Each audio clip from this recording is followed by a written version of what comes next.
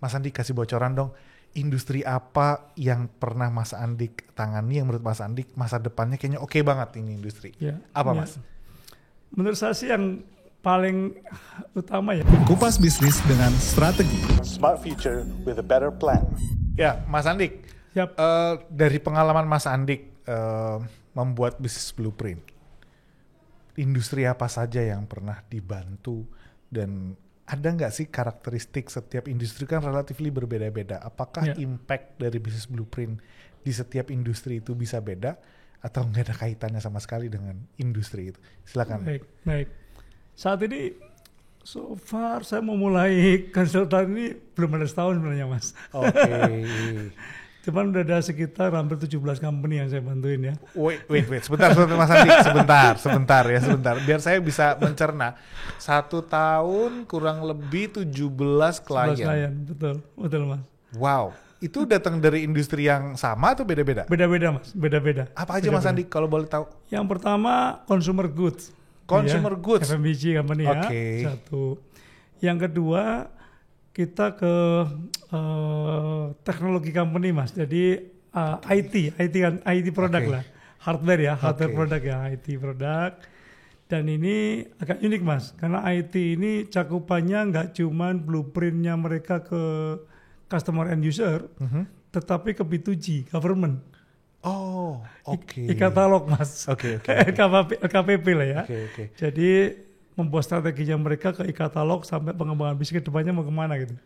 Oke. Seperti itu. Keren dong Mas Andik, berarti B2B company di-handle, B2C di-handle, B2G juga. Betul, B2G. Asik banget. Lebih ke e-procurement lah ya. Oke. Kemudian ada juga ke filantropi Mas. Oh, filantropi juga? Filantropi ada. Oke. Ada bisnis filantropi juga ada di situ. Kemudian ada apa ini? Bakery Mas. Oke, Bakery. Oh, menarik. Ya, F&B ya. Oke, F&B, bakery, fashion. Fashion juga? Fashion ada. Jadi fashion muslim, pria sama wanita. Ada dua company berbeda tuh. Yang tadi saya sampaikan 70 tahun tadi tuh. Oke. Itu terus apa lagi ya? Ini lagi on the way, belum selesai sih. Untuk otomotif Mas, belum masuk tapi belum selesai nih. Oke, otomotif. Oh, industrinya beda-beda. Industri beda-beda. Beda-beda. Nah, Mas Andik, apakah setiap industri dengan karakteristiknya yang berbeda-beda memberi kompleksitas yang beda-beda juga ketika membuat bisnis blueprintnya? Pasti Mas, pasti itu. Jadi tergantung dari industrinya juga, sama tergantung dari kamu itu sudah di level mana. Dari kondisi idealnya bisnis di industri itu. Misalkan ya, Mas masuk di dalam satu bisnis manufacturing gitu ya. Bisnis manufacturing, nah marketnya kemana? Dan dia baru di mana nih? Misalkan let's say, ini marketnya let's say 100 dan dia baru ambil share misalkan 2% atau 3% gitu ya Mas. Tapi pertumbuhannya cepat gitu. Mungkin dia happy dengan pertumbuhan itu, tapi sebenarnya jauh lebih besar daripada itu gitu. Nah itu bisa dilihat lagi. Pada saat masuk ke level 5 atau level ke 10, nah itu kompleksitinya udah mulai kelihatan tuh. Nah saat kompleksiti itu terjadi, itu biasanya terjadi chaos di situ. Oke, selalu. Ya. Nah itu kan Mas. Nah, seperti pada umumnya di bisnis yang lainnya lah Mas. Nah itu seperti itu.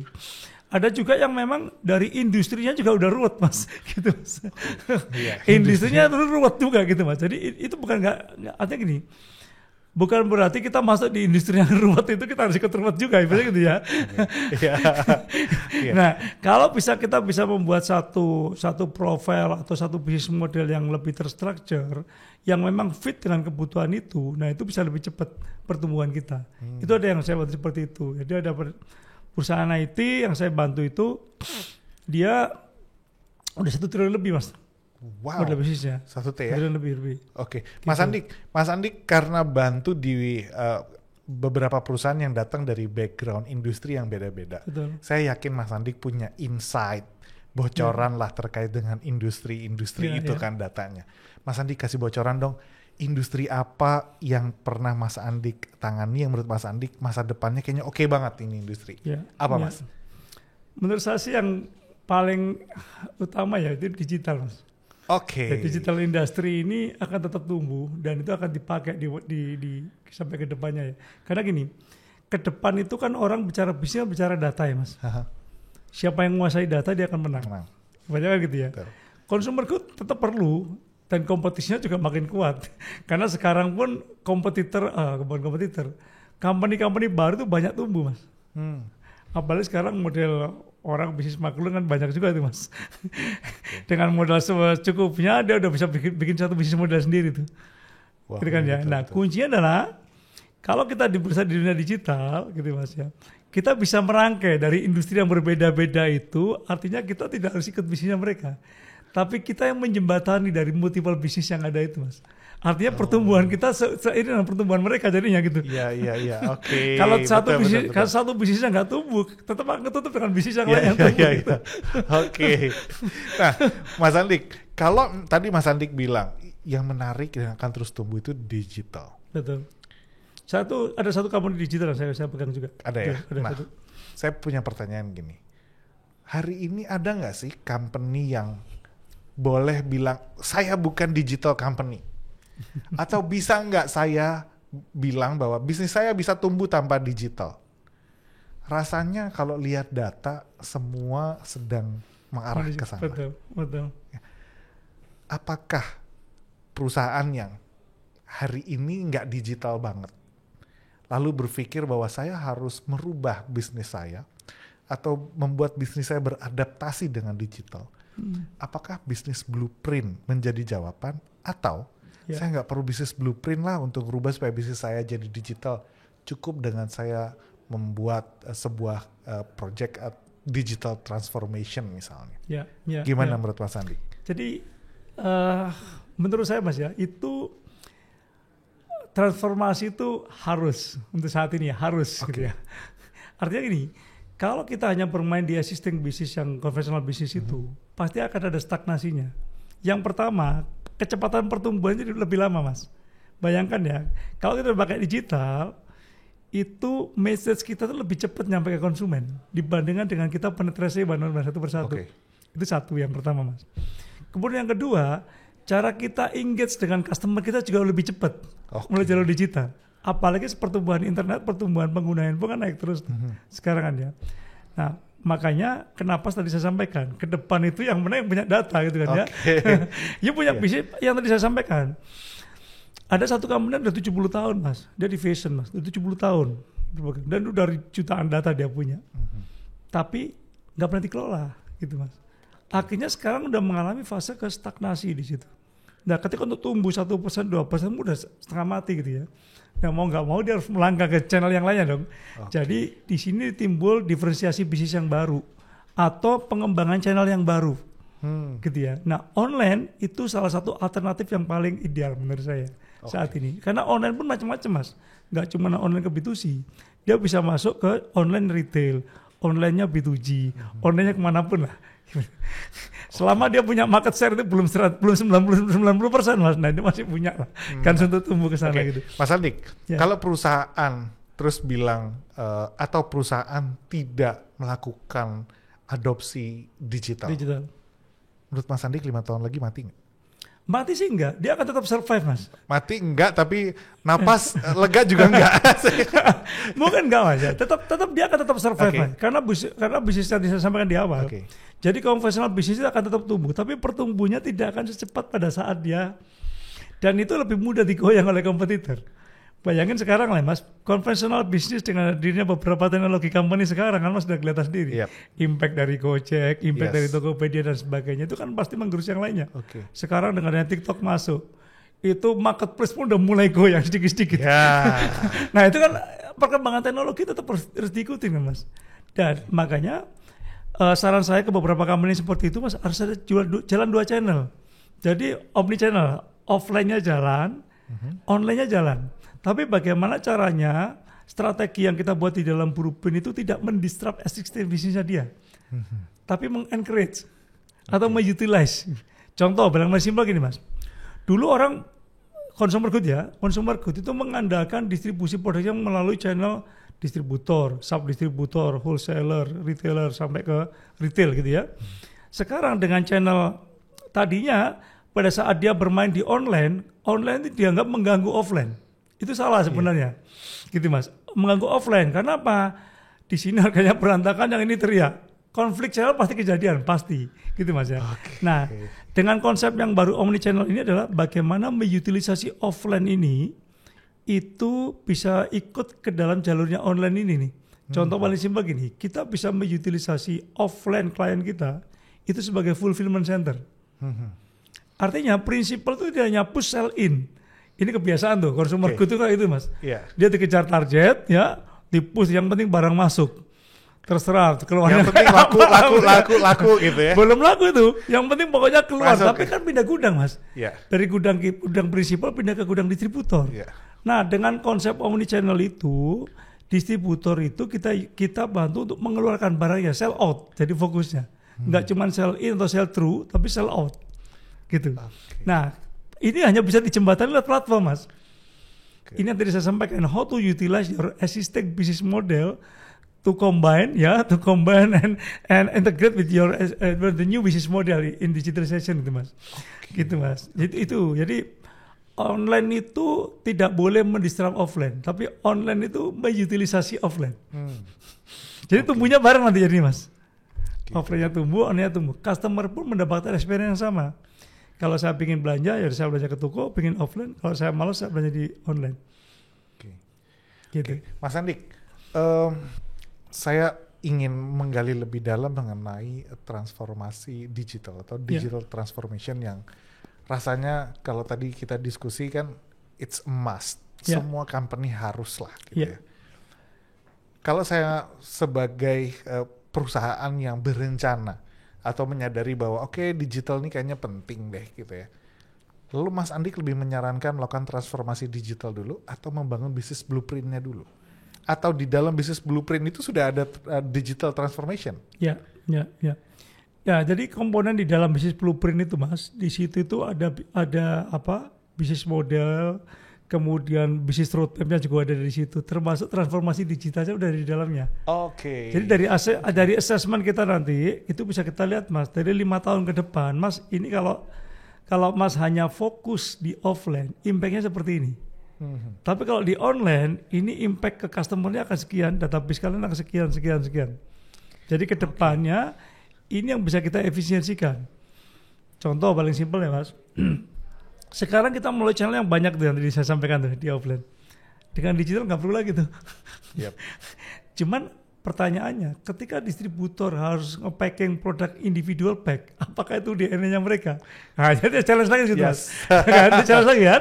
Nah, challenge itu yang kita jawab Mas. Jadi gimana cara mentransformasi mereka, membuat mereka paham mengenai ini tuh besar, memang individual pack tapi gede impact-nya.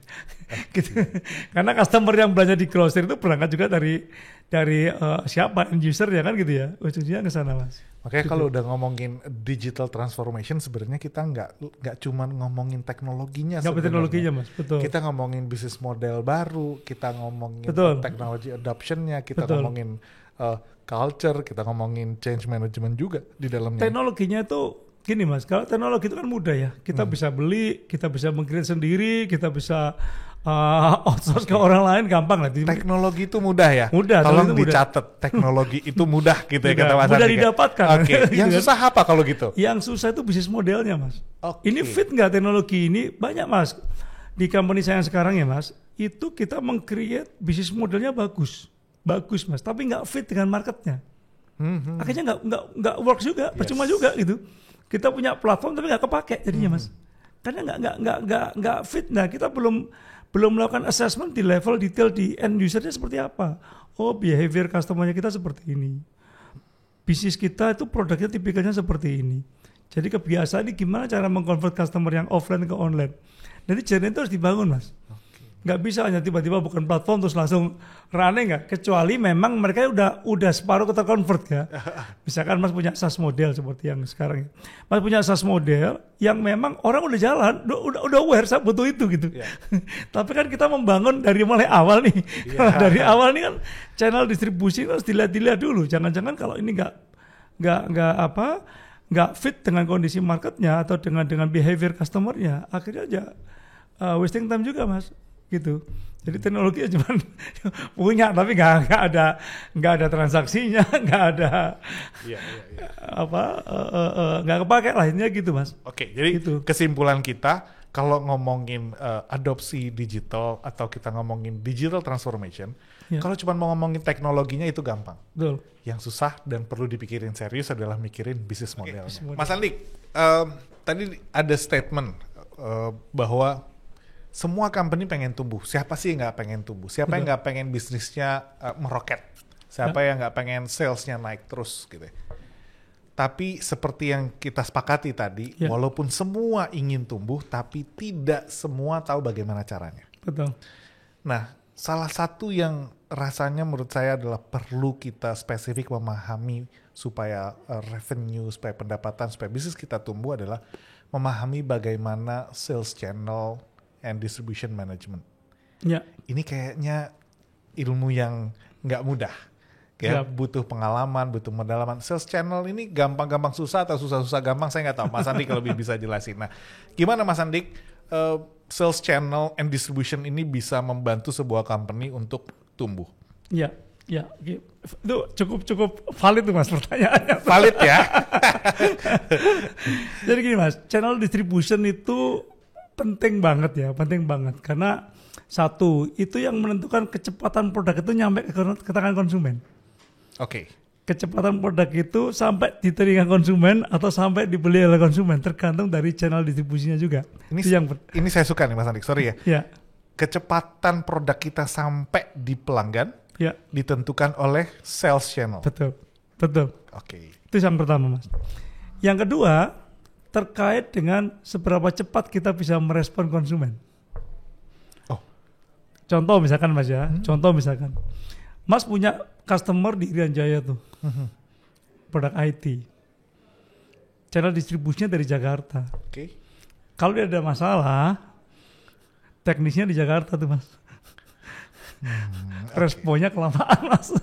Yes. Lama-lama dia akan mencari produk yang available di sana, brand yang available di Irian Jaya. Itu contoh paling simpel lah seperti itu Mas. Jadi kecepatan kita merespon customer complaint itu dari situ. Jadi dua arah ya. Sales channel ini impact-nya banyak banget. Banyak. Jadi kalau salah dan benernya adalah akan menentukan seberapa cepat produk kita sampai ke pelanggan dan seberapa cepat kita bisa menangani feedback dari pelanggan. Betul. Yang ketiga dari cost efficiency Mas. Salah milih channel, costnya bakalan bengkak. Salah milih channel, padahal kan makin banyak channelnya harusnya makin banyak dong revenue-nya. Betul. Gak selalu seperti itu juga sih Mas. Kalau seperti itu juga, kalau channelnya nggak fit percuma juga gitu Mas. Oke, jadi nggak boleh salah-salah. Nggak salah-salah juga, harus di mapping dulu. Jadi misalkan Mas ya, contohnya gini, kalau kita bisa mendapatkan channel yang paling ideal, yang fit dengan produk kita, itu artinya dengan satu channel pun kita udah cukup. Kalau dulu Mas ya, dulu zaman konvensional bisnis dulu Mas ya, itu channel kan panjang banget Mas, yang tadi saya sampaikan tuh, distributor, prinsipal ke distributor ke grosir dan seterusnya. Mas bisa lihat tuh berapa sharing yang dilepas di situ. Satu itu ya Mas, satu itu. Dengan banyaknya channel berarti akan banyak tim yang manage. Ya, oke. Investment lagi tuh. Yes. Gitu kan ya. Belum lagi kalau channelnya itu nggak tidak 100% bukan fit, mengikuti policy yang kita bikin gitu. Itu akan banyak waktu yang kebuang juga di situ Mas. Gitu kan. Akhirnya diputuskan bagaimana membuat channel yang CAC-nya atau customer acquisition-nya itu lebih murah. Ujungnya kan CAC kan ya. Oke. Customer cost acquisition customer. Oke. Nah, itu situ Mas. Jadi 3 hal itu menurut saya. Jadi channel yang tepat itu akan menentukan seberapa cepat channel yang tepat menentukan seberapa cepat produk itu nyampe ke konsumen. Yang kedua, seberapa cepat kita merespon customer atau memberikan service yang baik ke customer. Nah, yang ketiga terkait dengan cost. CAC ya, customer acquisition cost-nya. Oke, benar. Kira-kira itulah gambaran besarnya Mas. Oke, Mas Andik, ada nggak pengalaman Mas Andik dari begitu banyak klien yang membuat bisnis blueprint, lalu mereka sukses, growth-nya luar biasa, gara-gara memilih sales channel yang tepat, yang sebelumnya mungkin mereka nggak aware. Ya, Boleh ya. di-share nggak Mas? Jadi ada dua Mas. Yang pertama, mereka menjalankan dengan existing channel tapi nggak terstruktur. Ada juga seperti itu. Ada juga yang channel baru. Ada channel baru di customer yang sekarang saya bantuin Mas. Dia hanya dalam waktu 4-5 bulan menjalankan di salah satu channel online Mas. Transaksinya dari nol nih Mas, dari nol sudah hampir 60 miliar. Dari nol nih Mas, dari nol ya, dari nol. Ada juga yang dia udah bermain di online, tapi dia baru bermain di TikTok. Nah, konsep TikTok itu kayak apa? Algoritmanya TikTok kayak apa? Nah, itu harus diajarkan juga ke mereka, Mas. Itu ada yang customer-nya tumbuh itu hampir lebih kurang berapa itu? 7 ke 38%. 38 itu berapa itu? Hampir sekitar 500% lah, Mas. Wow. 500% bisnisnya tumbuh itu dalam 1 tahun itu, Mas. Oke. Seperti itu. Itu pengembangan channel baru ya. Jadi kan kita lihat customer kita itu behaviornya seperti apa. Jadi siapa sih customer kita itu harus tahu dulu nih Mas. Gitu ya. Dan customer kita itu cara mendapatkan produknya yang paling dia expect itu di mana, di channel mana gitu. Oke. Akhirnya kembali ke produknya, kembali ke customer behaviornya seperti apa, termasuk di tim kita juga Mas. Tim kita itu kapasitasnya di mana? Kalau kita mau mengembangkan channel yang baru, tim kita punya nggak kapasitas ke sana? Kalau enggak ya berarti kita harus hire dari luar kan. Yep. Nah ketika kita meng-hire dari luar itu Mas, itu kan perlu waktu juga nih. Artinya tinggal di mapping, roadmap-nya dimundurin sedikit. Nah yang ini jangan sekarang deh, ini mungkin tahun depan gitu Mas. Jadi itu ya uniqueness-nya dari bisnis blueprint itu di situ Mas. Jadi kita bisa mengatur sesuai dengan kapasitas perusahaan tanpa harus keluar dari skala besar strategi mereka gitu Mas. Kedepannya mau kemana? Jadi goalsnya akan tetap. Tinggal timingnya. Kalau you pengen cepat seperti ini. Saya belum siap Pak, investasinya belum siap. Ya sudah nggak apa-apa. Tahun depan bisa dijalankan. Tinggal ngatur timingnya aja. Okay. Tapi guidance-nya udah ada semua. Oke. Mas Andi, gitu.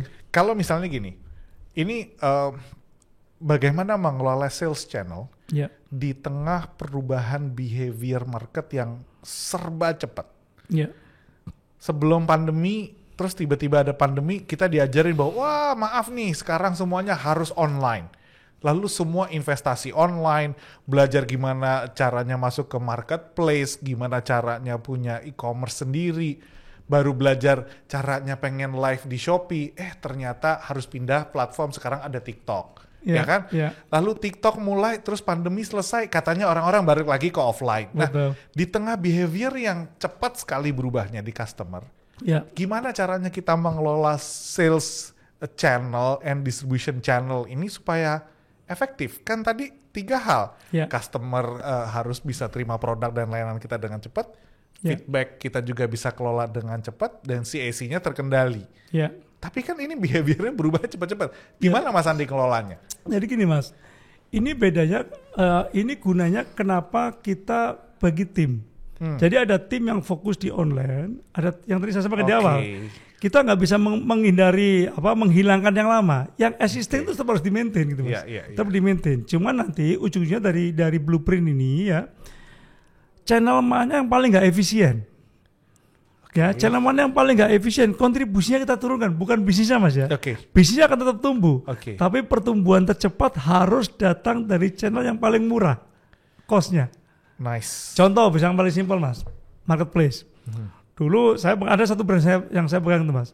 Dulu cuma 7% Mas, charge-nya Mas. Sekarang tiba-tiba tahun ini berubah 12%. Jadi nggak efek, nggak ideal lagi Mas. Nggak ideal lagi kan? Dia main tuh di TikTok. TikTok sekarang masih murah Mas, kita nggak tahu tahun depan. Betul. Sehingga ujung-ujungnya adalah you akan balik ke channel you sendiri gitu kan. Channel yang kita kelola sendiri atau channel yang offline. Nah, offline akan tetap tumbuh Mas, tetap tumbuh, tapi dia membuat e-commerce sendiri. Jadi customer setelah step by step diarahkan ke channel kita sendiri. Daripada 12% diberikan ke orang lain, diberikan konsumen aja. Iya. Contoh paling simpel kayak itu Mas. Itu fungsinya kita bermain di multiple channel. Jadi multiple channel ini perlu, tetapi tetap harus di manage, dan sinkronis antara satu channel dengan channel yang lainnya itu harus di manage supaya resikonya kecil. Karena konflik channel itu nggak bisa dihindarin, nggak bisa dihindarin. You bikin aktivitas di marketplace, misalkan ya, marketplace kasih diskon 20%, padahal cuma 2 SKU atau cuma 10 produk gitu. Tapi yang komplain grocer yang komplain semua mas. Karena semua orang bisa melihat, gitu kan ya. Sama dengan zaman dulu mas.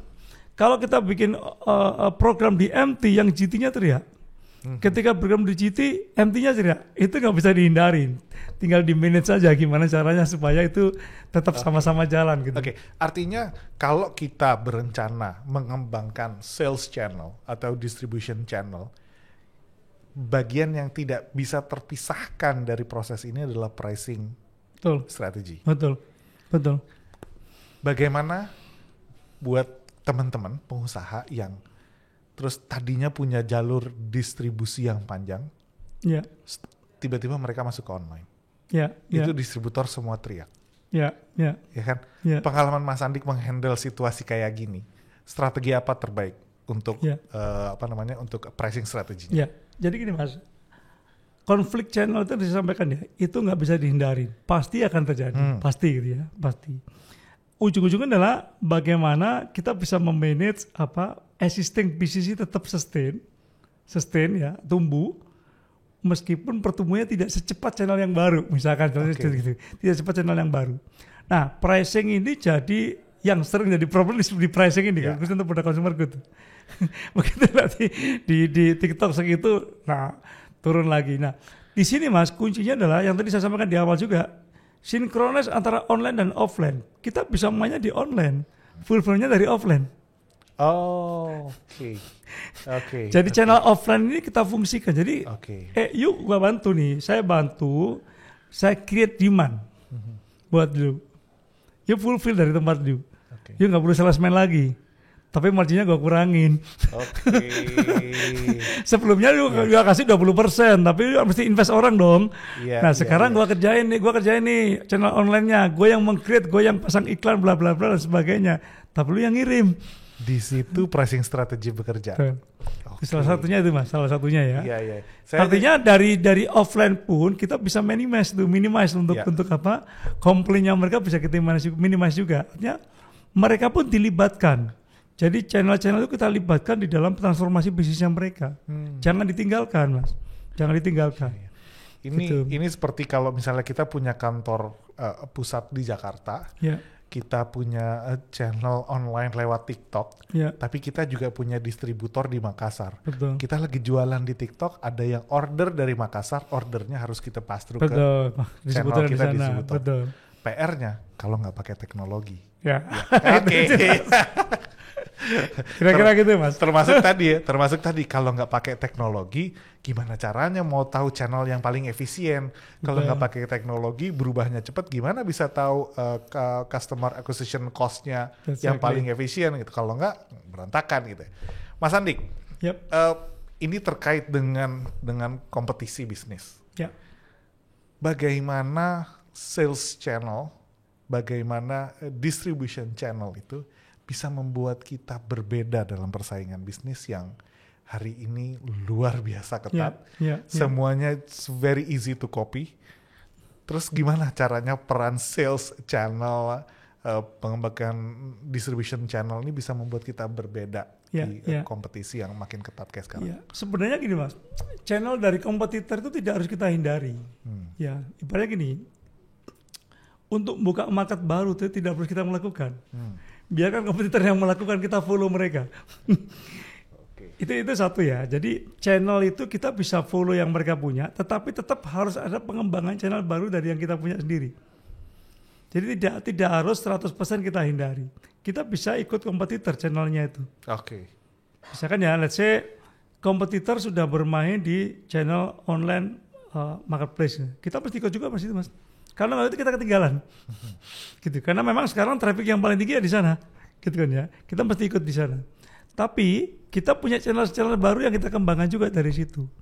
Contohnya adalah yang tadi kita mapping dulu, customer kita itu behaviornya di samping dia belanja di marketplace di online, dia belanja kemana? Misalkan nih dia belanja ke komunitas. Komunitas itu siapa? Komunitas ibu-ibu, komunitas mbak-mbak, atau komunitas siapa? Komunitas retail dan sebagainya. Nah, di situ kita mengembangkan channel yang baru, mas. community development platform misalkan ya.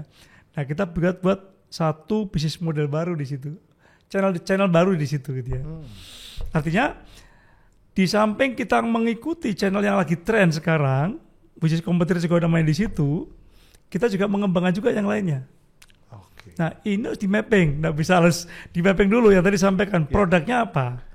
Oke. Terus size produknya itu pengaruh juga Mas. Kalau produknya produk kulkas yang segede gaban gitu dengan produk kita jualan air mineral ya pasti beda gitu kan ya. Betul. Nah itu produknya size-nya kayak apa, behavior customer-nya seperti apa. Terus kemudian supply chain-nya akan seperti apa Mas. Channel distribusi yang sekarang ada seperti apa. Dan itu di-assess semuanya Mas. Nah dari assessment itu nanti akan keluar Mas. Oh ini loh, indeksnya seperti ini nih. Kalau you bisa jalan dengan konsep yang baru ini, you bisa dapetin efisiensi sekian persen. Kita bisa hitung Mas dari situ. Oke, Mas Andik, ini satu pertanyaan lagi terkait dengan business blueprint dan sales channel and distribution channel management. Jika saya sudah punya business blueprint yang lengkap, saya tahu 5 tahun ke depan saya mau kemana. Saya tahu 5 tahun ke depan harus ngapain. Saya tahu resources apa, saya membutuhkan apa untuk membuat bisnis saya tumbuh 5 tahun ke depan. Lalu saya tahu strategi sales channel, pengembangan sales channel dan distribution channel saya. Setelah itu semua, apakah ini menjamin bisnis saya sukses atau tidak? Kalau tidak, apa tambahan yang harus saya punya supaya semua ini melengkapi rencana kesuksesan bisnis saya ke depan? Iya. Jadi gini Mas, ada beberapa itu nggak ada garansi 100% nih Mas.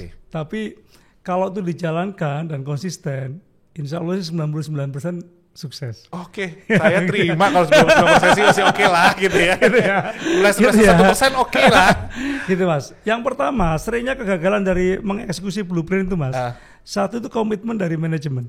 Oke, komitmen dari manajemen. Ya, itu sering karena terlalu short term. Udah dibikin jangka panjang, tapi dia mikirnya lebih ke short termnya. Jadi dia nggak sempat spare waktu lah untuk mikirin jangka panjangnya gitu. Oke. Itu satu, komitmen dari manajemen. Yang kedua Mas, itu terkait dengan tim yang mengeksekusi juga, organisasinya. Oke. Ya kan, organisasinya. Nah, ini mereka sudah sesuai belum dengan apa yang udah di-set up dalam blueprint itu. Yang ketiga Mas, ini dari salah mengeksekusi.